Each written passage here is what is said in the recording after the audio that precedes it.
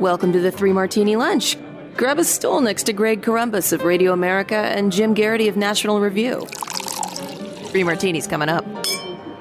Hey, really glad you're with us for the Wednesday edition of the Three Martini Lunch. We've got good, bad, and crazy martinis for you today. And our first two deal with the New Hampshire primary with results that do not surprise us. Some might be surprised that there actually was a Democratic primary. It's, I guess, non-binding because officially they start with South Carolina. But regardless, New Hampshire held the vote anyway because for those who remember our interview with Governor Sununu a while back, he made it very clear that he thought New Hampshire should always be the first primary, so they held one anyway. Not sure what their status is with the DNC, but nonetheless, Joe Biden as a write-in got 53% of the vote. Dean Phillips doing much better than some people expected with 19.5% last I saw. Marianne Williamson sadly came in fourth with 4.7%, losing by 8 points to unprocessed write-in.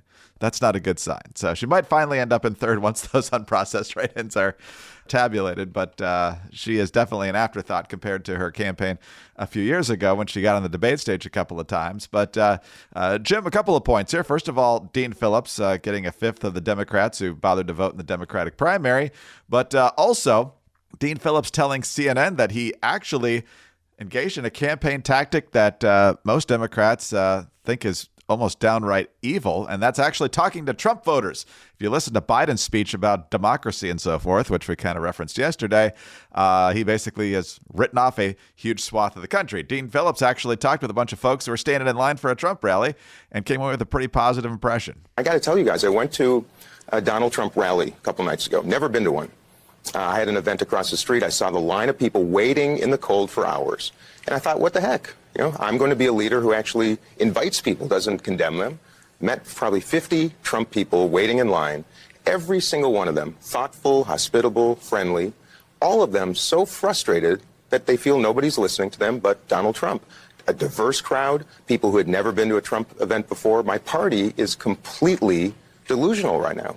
Well, it certainly is on that, and that's kind of the argument that got Trump rolling in 2016, Jim. So what do you make of Phillips crossing the aisle a little bit there to have some conversations, and what do you make of him getting a fifth of the vote in a campaign that Biden really didn't take part in? Well, first of all, you know, you and I certainly, I don't want to say enjoyed, but, you know, Dean Phillips held an event in Manchester, New Hampshire a couple weeks ago. It was an outdoor event, temperature was 23 degrees, and no one showed up. And you know, I pointed that out and said, man, that must be the worst planned campaign event in history. And, you know, some people thought it was mean. Some people thought it was picking on him. You know, listeners of this podcast know that I don't have a great deal of patience or tolerance with delusional people who believe they're going to be president, even though there's no evidence to support and they just haven't done the homework and laid the groundwork. But hey, you know what? Good for you, Dean Phillips. Not just for his comments about Trump voters, which I'll get to in a second. Good for you for going out and getting 20% in a, you know, yes, the primary was not official. No, he's not going to win any delegates out of it. But that was not a guarantee that he was going to get much of anything. And he did. And so, you know what? Hey, all right, good for you. Now, some of that may just be a I'm not happy with Biden kind of, you know, symbolic vote. Dean Phillips, the entirety of his time in Congress, has not voted against a Biden policy or a Biden administration position. So he is effectively saying, hey, look, voters, I am all the policies you like of Joe Biden in a younger, healthier body that's not 81 and going to turn 82 shortly after the election. And when he first debuted, I was like, okay, I wonder how many people were going to be interested in that.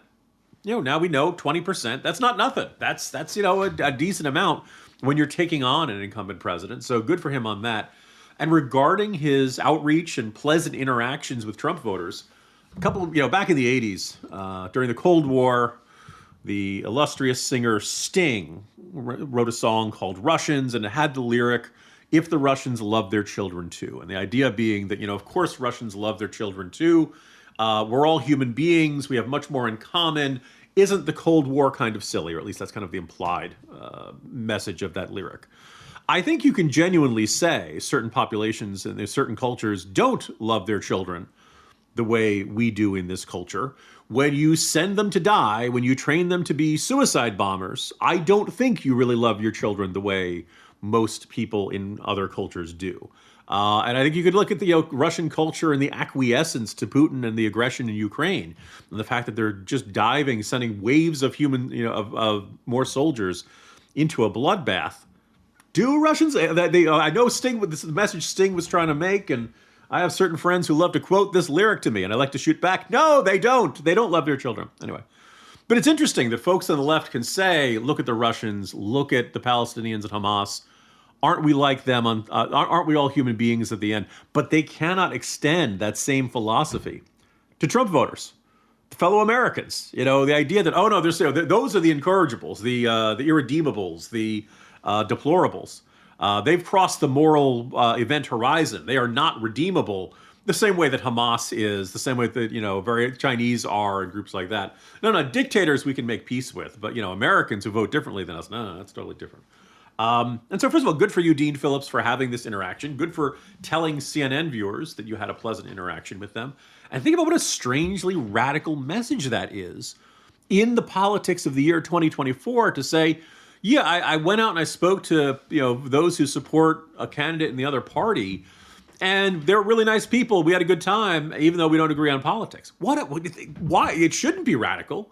It should be very obvious, but you almost don't hear that. And very much you hear this idea that, the other side is out to destroy the country, out to destroy democracy, yada, yada, yada. So an unexpected, hey, good for you, Dean Phillips. This bud's for you. Yeah. You mentioned that Dean Phillips and that event no one came to, and kind of people convince themselves they're going to be president when they really don't have much of a chance.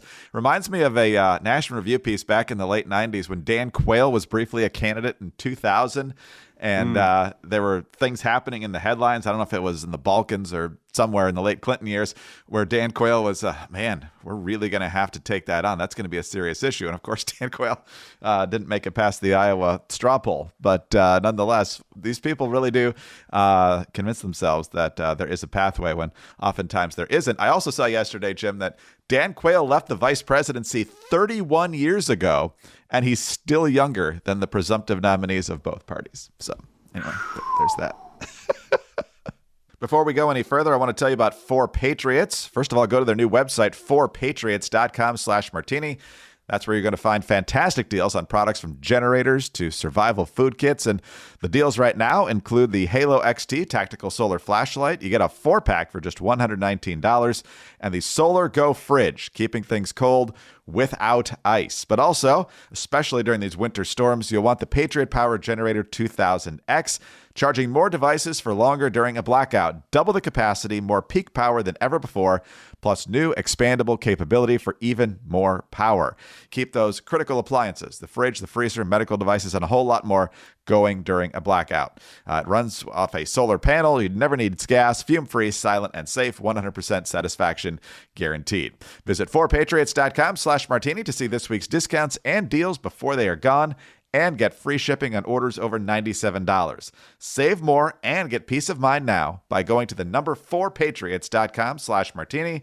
That's 4patriots.com/martini. All right, Jim, on to the bad martini now, and on to the Republican primary in New Hampshire, where the exit polls initially suggested that Nikki Haley might have had a shot last night. In the end, she did not. Donald Trump, 54.5%, the latest I'm seeing reported here from the AP. Nikki Haley at 43.2%, so she loses by a little over 11 points. Everybody else is an afterthought since they've dropped out. And so the subject of your morning jolt today is kind of the divide in how the New Hampshire people voted. The people who are registered Republicans overwhelmingly went for Trump. The people who are non-affiliated, and possibly even some Democrats who realized that the Democrats weren't having a real primary, decided to become non-affiliated voters so they could vote on the Republican side, and voted largely for Nikki Haley. I think 70% is what it said. Your basic question here, Jim, is, are these people who are former Republicans who are turned off by Trump and may be able to come back into the fold depending on who the alternative is, or are these people gone and they're just trying to create mischief? So what do you make here? Yeah, I mean, first thing we should begin by noting is that how you identify yourself to the exit poll, person taking an exit poll, can be different than how you're registered. By the way, up in New Hampshire, you have registered Republicans, registered Democrats, and I think everything else gets into the category of unaffiliates. You can't be a registered Green or registered Libertarian or anything like that. You're going to hear people saying, Democrats helped Nikki Haley win. Well, probably very few registered Democrats. You had to change your party registration by October 6th if you were a registered Democrat and you wanted to be either unaffiliated or Republican to vote in this primary. I'm sure there were some who did that. According to the exit poll, 6% of the people who were voting in the Republican primary said they were Democrats. 43% said they were independents, and Nikki Haley won those 60% to 38%. As you mentioned, among Republicans, the split, among people who self-identify as Republicans, said to the exit poll, 74% said they voted for Trump, 25% voted for Nikki Haley. Now, look, you want to win the Republican primary, it's kind of important to appeal to Republicans. But I went down the list. There's a whole bunch of states that have open primaries. And so the question is, of these people who said that they're independent, were they always independent? Were they Democrats who become less enamored and who kind of switched over to the direction of decided to vote in this primary because it's more competitive and more interesting than the Democratic one? I think it's safe to say, particularly amongst the suburbs, particularly amongst white-collar voters, the soccer moms, et cetera, there are a whole bunch of people who were Republicans in the Reagan, Bush, McCain, Romney era who no longer think of themselves as Republicans. I suspect these are people who are very intrigued or have decided to support Nikki Haley. So the question is she bringing former Republicans back in? Or is what we saw yesterday a bunch of people who probably will never vote for a Republican again, and who are really, however their party registration is, however they choose to identify themselves, they are functional Democrats. Like, I think we all know people who claim to be a certain party identity. Like there was a certain radio host who claimed to be a libertarian and then loved every government program that came down the pike, which meant that basically he was a Democrat who liked to smoke weed. There are certain people's self-identification is not necessarily either the most accurate term or the terms that the rest of us would use to apply to them. So it's conceivable that a bunch of these people who voted for Nikki Haley yesterday their primary motivation is that they are opposed to Trump, and that, when it comes to policy, they're not nearly as distinct from the typical Democrat than you'd like, and that they're probably almost certainly going to vote for Joe Biden in fall. But it's also, I think there's a bunch of people who are genuinely frustrated with both options, who see a bunch of, cranky, irritable geriatrics, and who would like somebody who's not a baby boomer to be an option for president, and they're intrigued by Nikki Haley. So I think that's like the million-dollar question. Also note that in the next major primary, yes, Nevada is voting, but they have both a separate caucus and a separate primary. Trump registered for one, Haley registered for the other. It's not going to matter. Sorry, John Ralston. Nevada does not matter, at least on the Republican side, for this year. And the next one is South Carolina. South Carolina is an open primary. You just show up and ask for a ballot. So conceivably, independents and Democrats could help Nikki Haley do better than you might expect in her home state about a month from now. Which one has the delegates in Nevada? The caucus or the primary? By the way, this is going to end up in a lawsuit. I'm just telling you this now. Delegates that are binding are with the proportional caucus and convention, but there's still going to be a primary on February 6th. You know what? We haven't done this. We haven't had a chance to do this for a while, Greg. Way to go, Nevada. Way to go. Exactly. Okay, one thing we know about presidential campaigns, as long as you keep going, there's not a lot of sleep involved, especially for staffers, but as well as the candidates in many cases. And so if you need to make sure you get the best quality sleep possible, Magnesium Breakthrough by Bioptimizers is the way to go. And right now, they've got a great offer, 10% off any order at bioptimizers.com/martini, and use the promo code Martini. Unlike other magnesium supplements that might be giving you only 1 to 2 forms of magnesium, Magnesium Breakthrough contains all 7 forms of magnesium designed to help calm your mind and help you fall asleep, stay asleep, and wake up refreshed. Magnesium Breakthrough also helps improve digestion, supports muscle recovery, and supports healthy bone density. So do yourself a favor and make Magnesium Breakthrough part of your daily routine this year so you can get the vitality you need to conquer your dreams. Go to bioptimizers.com/martini and enter the promo code Martini to get 10% off any order. Again, that's bioptimizers.com/martini. bioptimizers.com/martini. Are we seeing the downfall of Marxism? You can believe BlackRock and put your money into DEI and ESG, but the free market will eventually win out every time. As they gain power to implement societal change, you're starting to see it fail. Check out the Watchdog on Wall Street podcast on Apple, Spotify, wherever you get your podcast. All right, Jim, on to our crazy martini now. And the premise for this one is still in doubt. Vladimir Putin did, in fact, sign some sort of document suggesting that different parts that were once in the Russian Empire still belong in the Russian Empire. There was no direct mention made of Alaska, but different reports suggested that he has now declared that the sale of Alaska to the United States is illegitimate. This is from Newsweek. The decree signed by the president late last week allocates funds for the search, registration, and legal protection of Russian property abroad, including property in the former territories of the Russian Empire and the Soviet Union. This would include Alaska, swaths of Eastern and Central Europe, large chunks of Central Asia, and parts of Scandinavia. So this ended up at the State Department briefing yesterday. I'm not sure where this reporter got his date of the sale from. Nonetheless, I do appreciate the brief response here from the podium. Again, move to Russia, if I may. Putin apparently today signed an order declaring a 1983 sale of Alaska to the United States as illegitimate, quote unquote. Do you have a response to that? So let me just understand that he signed something today that said the sale of Alaska is illegitimate. Right. Well, I think I speak for all of us in the U.S. government to say that certainly he is not getting it back.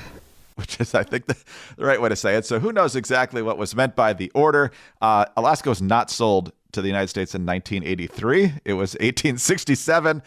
Seward, the Secretary of State, had been Lincoln's, then was serving Andrew Johnson, made the deal, which was roundly panned for $7.2 million, which doesn't even get you a middle infielder in the major leagues for 1 year anymore. Not even close. So pretty good deal. I can see why he would want it back. It's rich in natural resources, but some would say it's more serious in terms of his territorial ambitions, but I'm pretty sure that's not immediately on his agenda. First of all, Greg, one of the few things I remember from AP history, Seward's Folly. Everybody thought it was ridiculous to buy this land. It's a very beautiful state. And oh, by the way, National Review Cruise goes to Alaska this summer, and you want to see it in person, that's a really great way to do it. Secondly, when I heard this, Greg, and you said pitch this as a potential story to talk about on today's podcast, I'm like, wait a minute, I feel like I've heard about this before. It was a G.I. Joe episode from that old cartoon series, The Great Alaskan Land Rush, where they claim that when the U.S. bought Alaska from Russia, they were supposed to get the seal of Alaska. But the ship carrying the seal was lost at sea, and the notorious terrorist organization Cobra found the seal, saying that claiming that because they have the seal, they own Alaska. The G.I. Joes had to get the seal from Cobra, and they run into the October Guard, the Soviet version of the G.I. Joe. If you're wondering where my geopolitical worldview came from, you're getting a sense from these 1980s cartoons. It turns out there is no real seal of Alaska. There was no object that gave you possession of it. We can kind of chuckle about this, but I think this is an indicator that when Vladimir Putin has this vision of restoring the Russian Empire, he really means the entire Russian Empire. In the context of Ukraine, the Russian army is getting bloodied and really beaten up by the Ukrainians, significant casualties. But I think it is safe to say, you look at this rhetoric, if they had an opportunity to take some land out of the Baltic members of NATO, I think they would, Russia would love to do that. And I think the indication of a comment like this is that, like, if we were ever seriously hit, seriously hurt, crippled by cyber attacks or, the pandemic, if there was some reason where there was reason to doubt that the U.S. could not fight off attempted territorial conquest of Alaska, you think the Russians would probably be tempted to try something like that. So we can kind of chuckle about it, but I think it does tell us something about the mindset and the mentality of Vladimir Putin. And, hey, Moscow, no takebacks. Yeah, we paid our $7.2 million up front. I think it's more a fever dream considering how much of a struggle he's engaged in right now. But for now, sorry, man, it's ours. Hey, look, if you think you got a bad deal, talk to the Native Americans what we paid for Manhattan. That's right. Jim, on that note, I will let you go. Have a great day. I'll see you tomorrow. See you tomorrow, Greg. Jim Garrity, National Review. I'm Greg Corombos of Radio America. Thanks so much for being with us today. Please subscribe to the 3 Martini Lunch if you don't already, and tell your friends about us as well. Also, thank you for your 5-star ratings and your kind reviews. Please keep those coming. They are a huge help to us.